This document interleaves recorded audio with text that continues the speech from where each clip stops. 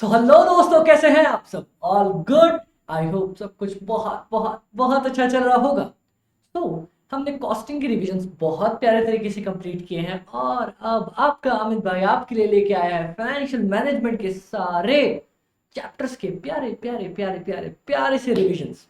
तो चलिए, जैसे हमने कॉस्ट में ना सबसे पहले इंट्रो देखा था, उसके बाद पूरी कॉस्टिंग पढ़ी थी। अब हम फाइनेंशियल मैनेजमेंट का भी इंट्रो देखेंगे, उसके बाद समझेंगे इसके इंट्रो में क्या है और फिर डिटेल में पूरे चैप्टर्स को कंप्लीट करेंगे। तो चलिए स्टार्ट करते हैं। Intro to financial management. अब लोग मेरे से पूछेंगे कि यार अमित भाई, फाइनेंशियल मैनेजमेंट होता क्या है? देखो, फाइनेंशियल मैनेजमेंट को ना दो टर्म्स मिला के अपन बना सकते हैं, एक फाइनेंस एक मैनेजमेंट।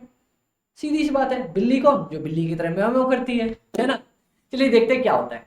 तो फाइनेंशियल मैनेजमेंट हमारे दो टर्म्स से मिलकर बने, कौन कौन सा? एक फाइनेंस और एक मैनेजमेंट। तो मतलब यार ये कुछ ना कुछ अमित भाई अपना रिलेटेड होगा, फाइनेंस को मैनेज करने से related. Exactly, obviously. So it is simply the management of finances, that is inflow of the funds and outflow of the funds. देखो, फाइनेंस क्या होता है? पैसा या तो आता है या तो पैसा जाता है। पैसा रुकता है क्या कभी?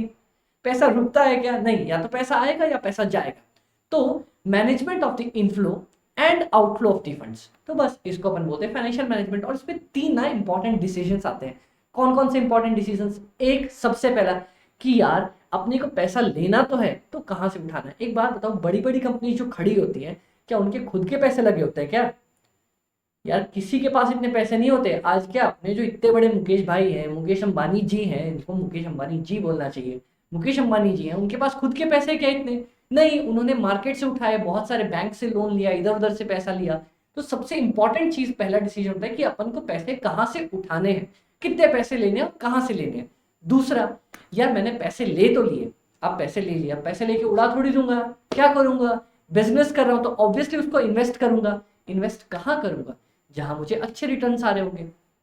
तो सबसे पहला क्वेश्चन पता है अपने पास क्या आता है? कि यार मेरे को पैसे उठाने तो हैं, तो मैं कहां से पैसा लेना चाहूंगा? जहां मुझे सबसे सस्ते रेट पे मिल रहा होगा, है ना। चलिए बहुत अच्छे। अब अगर मैं इन्वेस्ट कहाँ करना चाहूंगा? ऑब्वियसली वहां इन्वेस्ट करूंगा जहां मुझे सबसे ज्यादा रिटर्न्स होंगे।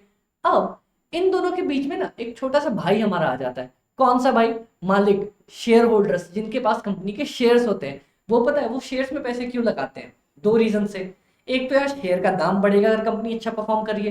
दूसरा, डिविडेंड भी तो मांगते हैं ना यार, टाइम टू टाइम। तो अब एक चीज बताओ, कंपनी के पास ये भी तो एक इंपॉर्टेंट डिसीजन होता है कि यार मैं अपने फाइनेंसेस में से पैसे कितने उठाऊं, कहां से उठाऊं, कहाँ इन्वेस्ट करूं और अपने शेयर होल्डर्स को कितना डिविडेंड बांटना है। अगर डिविडेंड बांटेंगे तो अपने पास पैसे कम हो जाते हैं ना यार। तो ये भी तो एक इंपॉर्टेंट डिसीजन है। तो इनफ्लो में पैसे कहाँ से लेने हैं, आउटफ्लो में पैसे कहाँ लगाने हैं और डिविडेंड कितना देना है। बस इन तीनों चीजों को जोड़ दे तो अपना फाइनेंशियल मैनेजमेंट हो गया। सबसे इंपॉर्टेंट टॉपिक ना जो अपने पढ़ा कि अपने को पैसे उठाने, तो पैसे कहाँ कहाँ से उठा सकते हैं? बहुत सारे सोर्सेस हैं। या तो हम डिबेंचर्स और बॉन्ड इशू कर दें, या फिर एंजल फाइनेंसिंग से ले लें, या वेंचर कैपिटलिस्ट होते हैं बंदे जो पैसे देने को तैयार होते, बोलते हैं यार बहुत पैसा अपने पास, तुम पैसा लो तो सही। दूसरा, बैंक्स होते हैं। यार बैंक्स तो पैसे देने को तैयार ही कि सर आपको कॉल नहीं आती क्या? मेरे को ही आती है, सर मेरे पास ना 1 लाख का लोन है, आप लेना चाहेंगे क्या? अरे नहीं चाहिए बाबा, चाहिए होगा तो कॉल करेंगे। तो लोन देने के लिए बैंक तो हमेशा तैयार रहता ही है। और लास्ट केस, जो सबसे लास्ट केस होता है कि हमारे पास, ओनर्स के पास खुद का भी कुछ तो पैसे लगाते हैं ना यार। शुरू में देखो एक चीज हमेशा याद रखना, दूसरे आपको पैसा तब तक नहीं देंगे जब तक आपने खुद का कुछ पैसा नहीं लगाया। तो हमारे पास कौन कौन से सोर्सेज हैं? एक तो डिवेंचर्स है, एंजल फाइनेंसिंग है, वेंचर कैपिटलिस्ट है, बैंक और खुद के पैसे हैं। चलिए, उसके बाद ना यूटिलाइजेशन ऑफ फंड्स। अब अपने पास पैसे आ गए तो क्या करेंगे? सिंपल सिंपल, इन्वेस्ट करेंगे। ऑब्वियसली इन्वेस्ट करेंगे, लेकिन इसके अलावा भी कुछ चीज होती है। कौन कौन सी? एक होता है हमारा कैपिटल एक्सपेंडिचर, एक होता है ऑपरेशनल एक्सपेंडिचर। जिसको ना अब बड़ी कॉर्पोरेट्स में आओगे ना तो पता है क्या कहते हैं? एक होता है अपना कैपेक्स, एक होता है अपना ओपेक्स। कितने बढ़िया टर्म्स है ना। एक होता है अपना कैपेक्स, एक होता है अपना ओपेक्स। अरे वाह। Capital expenditure, operational expenditure. Capital expenditure पता है क्या है? वो जो बड़े बड़े बड़े इन्वेस्टमेंट्स करते हैं ना अपन, जैसे कि मान लो अपन ने बहुत बड़ा मशीन्स खरीद लिया, कोई लैंड खरीद ली या कोई बिल्डिंग खरीद ली, तो इन बड़े डिसीजंस को बोला जाता है कैपिटल एक्सपेंडिचर। और ऑपरेशनल एक्सपेंडिचर, यार बिजनेस चलाने के लिए जो रोज के छोटे छोटे, जिसको कहते हैं ना रोजमर्रा की जिंदगी, तो रोज के जो अपने छोटे छोटे छोटे छोटे छोटे एक्सपेंडिचर होते हैं ना, उसको बोला जाता है ऑपरेशनल एक्सपेंडिचर। ठीक है, जिसको अपन पता है एक और नाम से भी बोलते हैं, पता है क्या? Working capital, current assets minus current liability. मतलब यार मेरे को धंधा चलाने के लिए इतनी सारी चीजों की रिक्वायरमेंट होती है, तो इसको बोला जाता है ऑपरेशनल एक्सपेंडिचर। अब आता है हमारे पास financial management versus financial accounting का कंसेप्ट। अमित भाई, फाइनेंशियल मैनेजमेंट और फाइनेंशियल अकाउंटिंग क्या है? देखो, बेसिक सी चीज है, समझना। फाइनेंशियल मैनेजमेंट में हम क्या करते हैं, यार मेरे को डिसीजंस लेने होते हैं कि जो मेरा इनफ्लो हो रहा है और आउटफ्लो हो रहा है, इनफ्लो को मैं सबसे बढ़िया तरीके से पैसा उठाना चाहूंगा और इन्वेस्टमेंट अपनी सबसे अच्छे तरीके से करना चाहूंगा, ठीक है।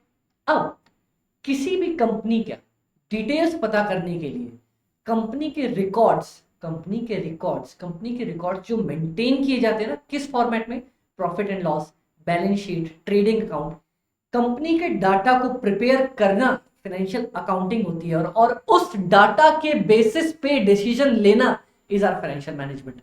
मतलब समझ में आया? देखो, सबसे पहले क्या होगा, एक कंपनी का डाटा प्रिपेयर होता है ना कि यार ये हमारे पास एसेट्स हैं, ये है, वो है, दिस है, दैट है, ये अपन के पास डाटा आ गया। इस डाटा को प्रिपेयर करना, कोलेट करके एक जगह पे रखना is called as financial accounting.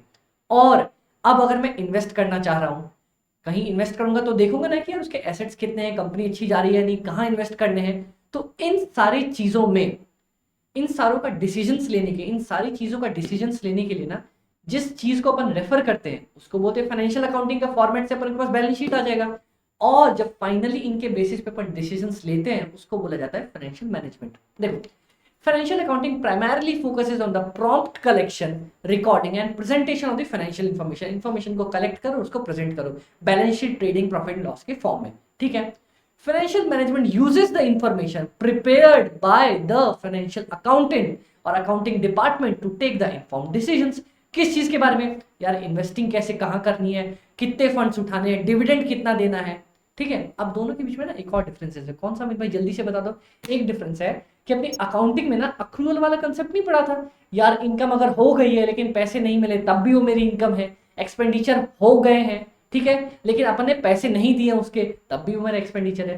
Financial accounting ये वाला कंसेप्ट फॉलो करती है। पर अपन फाइनेंशियल मैनेजमेंट में पता है क्या, अगर पैसे आए हैं तो काम हुआ है, पैसे गए हैं तो काम हुआ है, मतलब प्योर कैश बेसिस पे अपन ध्यान देते हैं उसको, ठीक है गाइस, समझ के चलोगे, बहुत अच्छे। अब ना अकाउंट्स में जैसे अपन बनाते थे ना, वो फॉर्मेट जब बनाते थे, ऊपर पूरे एसेट्स आएंगे, नीचे लाइबिलिटीज आएंगी, वो नहीं बनता अपने पास, शेड्यूल वाला अकाउंट्स नहीं बनता। यहाँ पे हमेशा फाइनेंशियल मैनेजमेंट में ना एफएम वाले पूरे सब्जेक्ट में टी फॉर्म बना के आएंगे। इस साइड अपने एसेट्स होंगे, इस साइड अपने एसेट्स होंगे, इस साइड अपनी पूरी लाइबिलिटीज होंगी। एसेट्स में क्या, देखो, फिक्स्ड एसेट्स, करंट एसेट्स, ये दोनों डन हो गए अपने पास, डन। उसके बाद एक चीज हमेशा ध्यान रखना जो एफएम में जनरली मिलती है अपने को, पता है कौन कौन से, एक्यूमुलेटेड लॉसेस या फिर प्रिलिमिनरी एक्सपेंसेस। कौन से बोलोगे, एक्यूमुलेटेड लॉसेस या प्रिलिमिनरी एक्सपेंसेस। यहाँ पे क्या होता है, यहाँ पे होता है अपने पास कैपिटल होता है, उसके बाद अपने पास डिवेंचर्स होते हैं, उसके बाद अपनी करंट लायबिलिटीज होती है, बात खत्म। पता है एक चीज हमेशा रखना, कभी भी अगर एक्यूमुलेटेड लॉसेस या प्रिलिमिनरी एक्सपेंसेस दिख रहे हैं ना, तो हमेशा कैपिटल में से उसको माइनस करके चलना, दिखते उसको गोली मार देना। मतलब भाई, अगर आप कोई भी कैपिटल का कंसेप्ट पढ़ रहे हो, कोई भी कैपिटल से रिलेटेड ट्रीटमेंट कर रहे हो और अपने पास एक्यूमुलेटेड लॉस या प्रिलिमिनरी एक्सपेंसेस दिख रहे हैं ना, तो हमेशा कैपिटल में से उसको माइनस करके चलना है। क्लियर रहेगी ये बात? क्लियर रहेगी, बहुत अच्छे, जल्दी से देखते हैं। इक्विटी कैपिटल है अपने पास, प्रेफरेंस शेयर्स है, डिवेंचर्स है, लोन्स है, क्रेडिटर्स है, आउटस्टैंडिंग एक्सपेंसेस कुछ होता है तो, और एक्रूड इनकम है हमारे पास, ठीक है, done. Sorry, advance income, accrued तो इधर आने वाली है, एडवांस इनकम। और यहाँ पे फिक्स एसेट से अपने पास, करंट एसेट से अपने पास कोई भी अपन ने एडवांस पेमेंट कर दी है तो वो है अक्रूड इनकम है। और प्रीपेड एक्सपेंसेस, प्रीपेड नहीं होंगे हमारे पास, यहाँ पे होंगे मेरे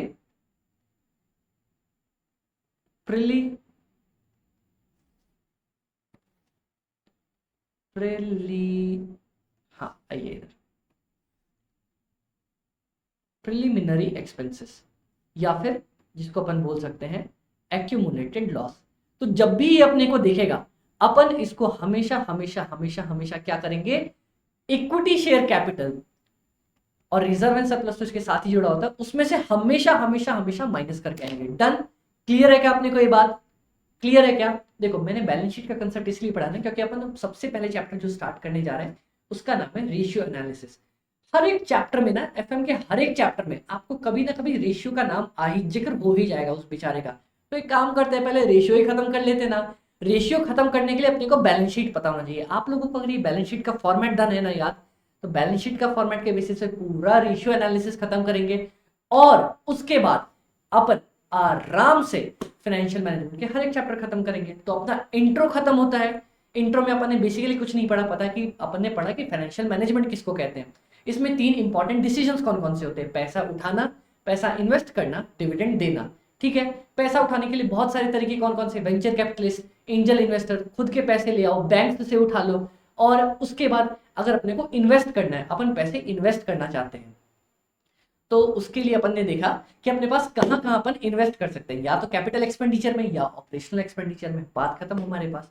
उसके बाद अपन ने देखा फाइनेंशियल मैनेजमेंट और अकाउंटिंग में डिफरेंस। अकाउंटिंग सिर्फ डाटा को कलेक्ट करती है और फाइनेंशियल मैनेजमेंट में उस कलेक्टेड डाटा के बेसिस पे अपन डिसीजन लेते हैं। बात खत्म।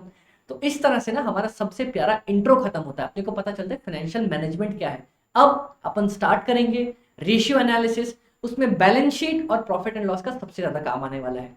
ठीक है गाइस, चलिए तो all the best. I guess intro पसंद आया होगा, इस तरह से पूरी फाइनेंशियल मैनेजमेंट का रिवीजन भी पसंद आएगा। Okay guys, bye bye.